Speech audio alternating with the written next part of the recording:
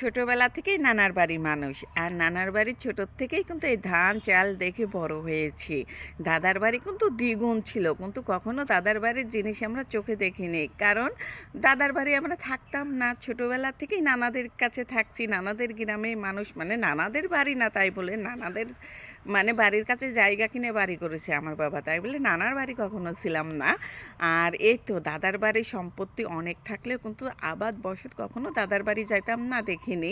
মাঝে মাঝে যখন যেতাম তখন এই ধান চাল কখনো তুলতে দেখিনি। আর নানার বাড়ি সব সময় আবাদ বসত লেগেই থাকতো।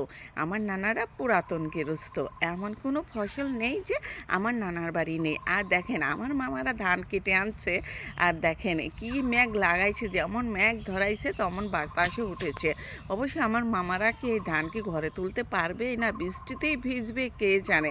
এত কষ্টের ফসল যদি বৃষ্টিতে ভিজে তাহলে কি কষ্ট লাগবে। আর দেখতেছেনই তো ধান মলা শুরু করছে, আর মেঘ বৃষ্টি, মানে বৃষ্টি তো হয়নি, বাতাস আর মেঘ ধরে আসছে। আর আমার আগে আমার নানারা কিন্তু মানে মলন দিছে, গরু দিয়ে মলন দিছে, আর নানার পিছনে পিছনে আমিও মলন দিচ্ছি। আমার নানা কত বলেছে সরে যাও গরম, তারপরেও কিন্তু কথা শুনিনি, নানার পিছনে পিছনে কিন্তু এই মলন দিয়েছি গরু দিয়ে। আর এখন মামাদের কালে কি সুখ আসলো, মেশিনেই সব কিছু করে, এখন আর গরুর প্রয়োজনই নেই, সব কিছু মেশিনে করে। ওদিকে মামারা ধান বানতেছে, আর আমি এদিকে চলে আসছি রান্না করার জন্য। মামাদের জন্য রান্না করব। আর মামাদের গ্রাম আর আমাদের গ্রাম একই, পাশাপাশি, বেশি দূর না। তারপরে আমাদের এখানে আসছে ধান মলতেছে, আর না খেয়ে তাই যেতে দিতে পারি বলেন তো? এই জন্য বেশি কিছু না, আমার সমর্থ যা হয়েছে আমি তাই রান্না করেছি। এই যে পটল ভাজি করব, মাছ রান্না করব, আর ডাউল রান্না করব, বেশি কিছু রান্না করব না। আগের যুগের মানুষরা কত কষ্ট করছে, সব কিছু কিন্তু হাতে মানে করেছে, সব কিছু মানে গরু আর হাত দিয়ে করেছে। আর এখন মানুষের কত সুযোগ চলে আসছে, দেখতেই তো পাচ্ছেন সব কিছু মেশিনে। যাই হোক, আমার পটল ভাজিটা হয়ে গেছে, আর মাছটা এলে ভেজে নিচ্ছে, পাঙাশ মাছ। এটা আলু আর টমেটো দিয়ে মাছটা একটু ভুনা ভুনা করব, আর ডাল আর টমেটো দিয়ে একটু মানে ঝোল ঝোল, পাকঘাটিও না আবার ঝোলও না করব। আর দেখেন আমার রান্না করতে দেরি হয়ে গেছে, মানে রান্না করতে আসছে আর প্রচুর বৃষ্টি নামছে, বৃষ্টির কারণে রান্না করতে দেরি হয়েছে। আর আমার মামাদের ধানের অবস্থা কি আর বলবো, মানে অর্ধেক নাই ভাঙাতে মানে বৃষ্টি চলে আসছে, গপ গপে বৃষ্টি, আর সব ধান ভিজে গেছে, এমনি তো ভিজা ধান।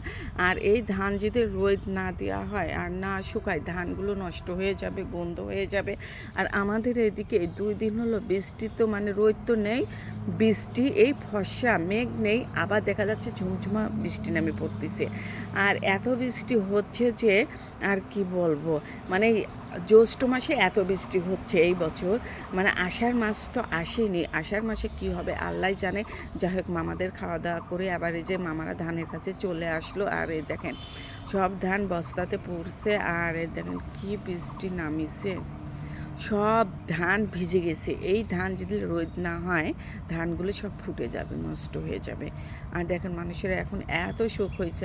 আগে এই খ্যার শুকাতে মানে অনেক কষ্ট হয়েছে, আটি বেঁধে বেঁধে থাকতো, আটি শুকাতো না, অনেক কষ্ট হয়েছে, বৃষ্টি আসলে তুলতে হতো, নামাতে হতো। আর এখন এই যে এই খ্যার মেশিনে ভাঙানো খ্যার কিন্তু শুকাতে বেশি সময় লাগে না, কষ্ট লাগে না, কারাল দিয়ে নাড়ি দিলেই একটু লাড়ি দেওয়ার দরকার, তাই তাড়াতাড়ি শুকিয়ে যায়। যাই হোক, মামাদের বিদায় করে দিয়ে এসে আমি এই যে খাওয়া দাওয়া করেছিলাম না, আমিও খেয়ে নেব এখন।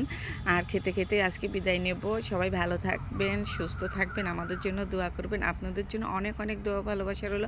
আজ এই পর্যন্ত, আল্লাহ হাফেজ।